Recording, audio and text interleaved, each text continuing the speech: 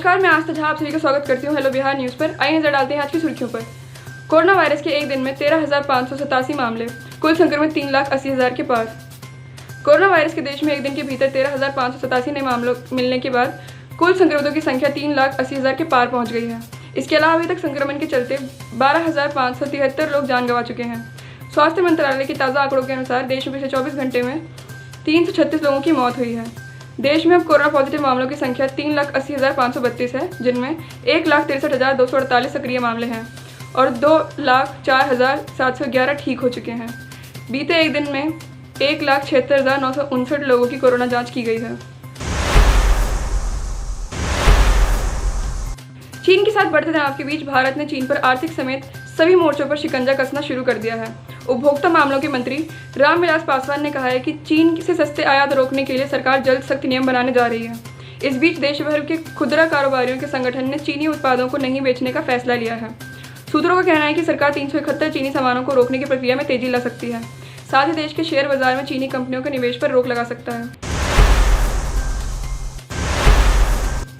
भारत और नेपाल के बीच भारत में निर्माणाधीन एक सड़क को लेकर तानातानी पैदा हो गई है।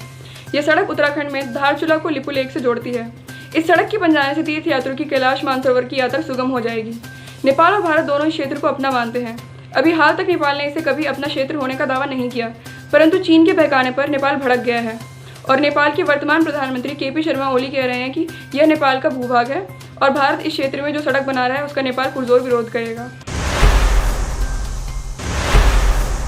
गलवान में भारत और चीन के सैनिकों के बीच हिंसक झड़प के बाद दोनों देशों के बीच युद्ध की आशंका जताई जा रही है। दोनों ओर से आक्रामक बयानबाजी के बीच एक अध्ययन सामने आया है, जिसमें बताया गया है कि चीन के मुकाबले भारत की रक्षा स्थिति ज़्यादा मजबूत है। हार्वर्ड विश्वविद्यालय के हालिया अध्ययन में कहा गया है कि 1962 की तुलना में भारत को चीन के खिलाफ पारंपरिक लाभ है। मध्य प्रदेश सरकार ने प्री प्राइमरी और प्राइमरी कक्षाओं के छात्रों के लिए ऑनलाइन कक्षाओं पर पूरी तरह रोक लगा दी है। इसके अलावा कक्षा 6 से 8 के छात्रों के लिए समय भी तय कर दिया गया है। प्रत्येक सत्र 30 से 45 मिनट से अधिक की अवधि की कक्षाएं नहीं होनी चाहिए। सरकार ने इस संबंध में आधिकारिक नोटिफिकेशन जारी किया है। इस नोटिफिकेशन में कहा गया है कि राज्य भर के कई परिवार और छात्र छात्राओं के पास डिजिटल डिवाइस या डाटा रिचार्ज की सुविधा नहीं है। इसकी वजह से उन्हें पढ़ाई का नुकसान हो रहा है। इस तरह की तमाम शिकायतें पेरेंट्स ने विभाग में दर्ज कराई हैं। पुलिस और रक्षा अधिकारियों ने शुक्रवार को जानकारी दी है कि सुरक्षा बलों ने दक्षिण कश्मीर के पुलवामा और शोपियां जिलों में चल रही मुठभेड़ में 6 आतंकवादियों को मार गिराया है। इसके साथ ही 2 दिनों में हुई 2 मुठभेड़ों में कुल 8 आतंकवादी मारे गए हैं। गुरुवार को 2 आतंकवादी मारे गए थे। भारतीय सेना के प्रवक्ता राजेश काले ने कहा कि मारे गए आतंकवादियों में 5 शोपियां में और 3 पुलवामा में ढेर किए गए हैं। पेट्रोल और डीजल की कीमतों में वृद्धि का सिलसिला रुकने का नाम ही नहीं ले रहा। तेल विपणन कंपनियों ने शुक्रवार को लगातार 13वें दिन पेट्रोल डीजल की कीमतों में इजाफा किया।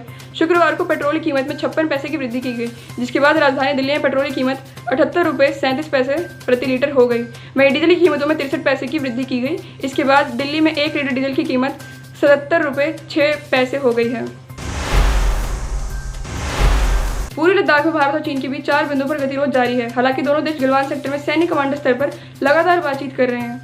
विशेषज्ञों का कहना है कि पेट्रोलियम पॉइंट 14 पर भारत चीन स्टैंड ऑफ, पेट्रोलियम पॉइंट 15 और पेट्रोलियम पॉइंट 17 पर विचार विमर्श में कई सप्ताह लग सकते हैं। वहीं पूर्वी लद्दाख में तक कुछ सकारात्मक संकेत मिले जब गुरुवार की रात चीनी PLA वायुसेना का कोई लड़ाकू विमान आसमान में नहीं दिखा और दोनों सेनाओं ने नियमों का पालन किया। कोरोना के खिलाफ लंबी लड़ाई को देखते हुए ओडिशा सरकार ने अनूठी पहल की है। सरकार हर गाँव में कोरोना केंद्र बनाने जा रही है। गाँव के बाहर एक कोविड केयर सेंटर बनाया जाएगा, जिसमें करीब 20 लोग एक साथ भर्ती किए जा सकेंगे। गांव में जिन लोगों में भी कोरोना के लक्षण नजर आएंगे उन्हें तुरंत इन केंद्रों में भेज दिया जाएगा। मुख्यमंत्री नवीन पटनायक ने बताया कि इन केयर होम में सर्दी, बुखार और खांसी के लक्षण वाले सभी मरीजों को रखा जाएगा। जिन लोगों को संक्रमण की पुष्टि हो जाएगी उन्हें ही कोविड अस्पतालों में भेजा जाएगा। हरियाणा के रोहतक में एक बार फिर से भूकंप के हल्के झटके महसूस हुए हैं। रोहतक से 15 किलोमीटर दक्षिण पूर्व में शुक्रवार सुबह 5:37 पर रिक्टर स्केल पर 2.3 तीव्रता का भूकंप आया। इससे पहले गुरुवार को भी हरियाणा के रोहतक से 15 किलोमीटर दक्षिण पूर्व में भूकंप के झटके महसूस किए गए थे। रिक्टर पैमाने पर तीव्रता 2.1 थी। देश में बीते कुछ महीनों में कई जगह भूकंप आ चुके हैं। दिल्ली, NCR, झारखंड, कर्नाटक, जम्मू कश्मीर, गुजरात समेत कई राज्यों में भूकंप के झटके महसूस किए गए हैं। गुजरात के अहमदाबाद में 2 भाई और उनके 4 बच्चे अपने निवास में मृत पाए गए हैं। घटना शहर के वतवा इलाके की है। घटना की सूचना पुलिस को दे दी गई है। पुलिस ने मौके पर पहुंचकर जांच शुरू कर दी है। वतवा जीआईडीसी के पुलिस इंस्पेक्टर डीआर गोयल ने कहा कि हमने आकस्मिक मौत का मामला दर्ज कर लिया है। मामले की जांच की जा रही है। शवों को पोस्टमार्टम के लिए भेज दिया गया है। उन्होंने कहा है कि घटना को लेकर पूछताछ की जा रही है। चीन और भारत के बीच सीमा विवाद को लेकर प्रधानमंत्री नरेंद्र मोदी जी ने आज सर्वदलीय बैठक बुलाई है। इस बैठक के लिए दिल्ली के मुख्यमंत्री अरविंद केजरीवाल की पार्टी आम आदमी पार्टी को सरकार ने न्योता नहीं दिया है। आपने इसको लेकर नाराजगी जाहिर की है।